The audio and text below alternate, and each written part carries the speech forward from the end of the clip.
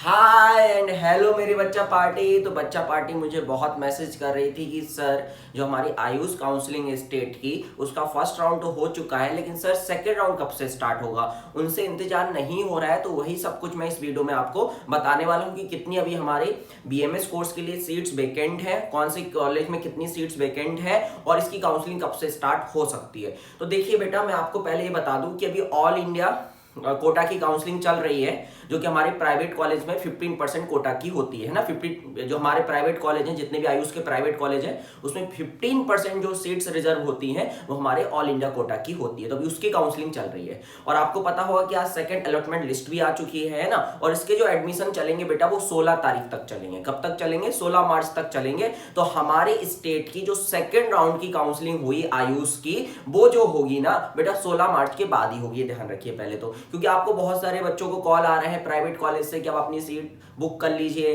Second round of counselling नहीं होगा, ऐसा नहीं होगा, वैसा नहीं होगा। नहीं बेटा, बिल्कुल होगा, सेकंड राउंड ऑफ काउंसलिंग होगा। और जैसा कि मैंने आपको बताया कि अगर आपको आपके 300 प्लस मार्क्स है तो आपको प्राइवेट बीएमएस कॉलेज कोई ना कोई मिल जाएगा, क्योंकि मैं इस वीडियो में भी बताने वाला हूं कि कितनी सीट्स वेकेंट है।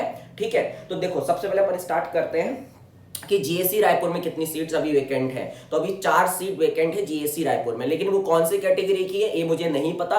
लेकिन अभी जीएससी रायपुर में 4 सीट्स वेकेंट है। और अगर हम बात करें जीएससी बिलासपुर की, तो बेटा उसमें 5 सीट अभी वेकेंट है। अभी 5 सीट उसमें भी वेकेंट है, लेकिन कौन सी कैटेगरी की है ये मुझे अभी नहीं पता। और अगर हम बात करें राजीव लोचन की, तो इसमें सिर्फ और सिर्फ अभी 2 ही सीट वेकेंट है अभी तक, जितनी मुझे इंफॉर्मेशन मिल पा रही है। और अगर हम बात करें भारती कॉलेज की, तो इसमें भी ये सभी कॉलेज हमारे बीएमएस कोर्स के लिए होते हैं। ठीक है, आयुर्वेदिक कोर्स के लिए होते हैं। ठीक है, हम भारती की बात करें तो भारती में सबसे ज्यादा सीट्स अभी वेकेंट है, 47 सीट्स वेकेंट है, ध्यान रखिए इस चीज का। और जो हमारे राजनांदगांव में 2 कॉलेज हैं, एक है हमारा छत्तीसगढ़ आयुर्वेदिक कॉलेज और एक हमारा महावीर आयुर्वेदिक कॉलेज है। तो महावीर आयुर्वेदिक कॉलेज ने तो फर्स्ट राउंड में पार्टिसिपेट नहीं किया था, लेकिन वो सेकंड राउंड में करेगा। तो उसकी टोटल 51 सीट्स अभी वेकेंट है। और हमारा जो राजनांदगांव में छत्तीसगढ़ आयुर्वेदिक कॉलेज है, उसमें अभी कितनी सीट्स वेकेंट है? उसमें अभी 39 सीट्स वेकेंट है। तो देख सकते हो आप कितनी सारी अभी सीट्स वेकेंट है। तो बीएमएस कोर्स आपको मिल जाएगा, प्राइवेट कॉलेज मिल जाएगा आपको। अगर आपके 300 या 320 प्लस मार्क्स है तो बिल्कुल घबराओ मत। और इसकी काउंसलिंग जो होगी वो 16 मार्च के बाद होगी। फिर से सुनो, 16 मार्च के बाद होगी। और ये आपको पता ही होगा कि ऑफलाइन मोड में काउंसलिंग होती है। ठीक है, और इसमें एक चीज और मैं आपको बता दे रहा हूं, इसमें अपग्रेड राउंड नहीं होता है। ऐसा नहीं होता है कि आपको अभी मान के चलो बिलासपुर मिला हुआ है और आपने बिलासपुर में एडमिशन ले लिया है और आप ये सोच रहे हो कि रायपुर में अगर सीट्स वेकेंट होगी तो आपको मेरिट के अकॉर्डिंग रायपुर मिल जाएगा। ऐसा नहीं होगा। आपको बिलासपुर मिल चुका है तो आपका बिलासपुर ही कॉलेज रहेगा, आपको रायपुर में अपग्रेड नहीं होगा। अब रायपुर में जितनी भी सीट्स वेकेंट होगी वो उन्हीं बच्चों को, नए बच्चों को मिलेगा। जिनको मिल चुका है कॉलेज, अब उनको वो सीट्स नहीं मिलेंगी। तो यहाँ पे अपग्रेड नाम की कोई भी चीज नहीं होती है। और साथ ही साथ मुझे भी बताना है कि अभी आपको पता होगा कि ऑल इंडिया कोटा की जो सेकंड राउंड की अलॉटमेंट लिस्ट है वो आज ही आई हमारी।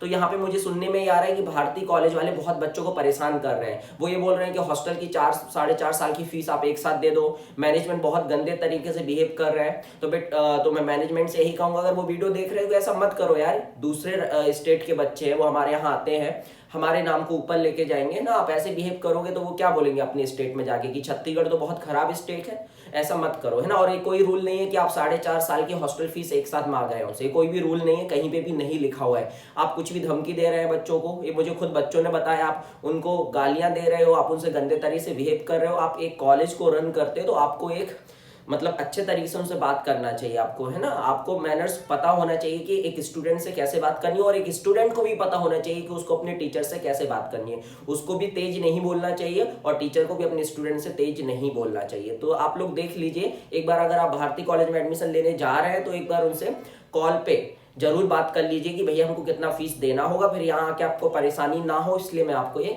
इन्फॉर्मेशन दे रहा हूँ। ठीक है, जैसा कि मुझे बच्चों ने बताया मैं उसी हिसाब से आपको भी बता रहा हूँ। तो आप बिल्कुल टेंशन मत लो, 16 मार्च के बाद ही इसकी सेकंड राउंड ऑफ काउंसलिंग होगी आयुष कॉलेज के लिए। ठीक है, तो बिल्कुल टेंशन लेने की जरूरत नहीं है। मैंने आपको बताया बहुत सारी सीट्स अभी वेकेंट है। ठीक है, और इसमें अपग्रेड बिल्कुल भी नहीं होता है। बाकी इन्फॉर्मेशन मैं आपको दे ही चुका हूँ, कितनी फीस है, कैसे प्रोसीजर होता है, कैसे होता है। और इसमें फिर से रजिस्ट्रेशन भी नहीं कराने आपको।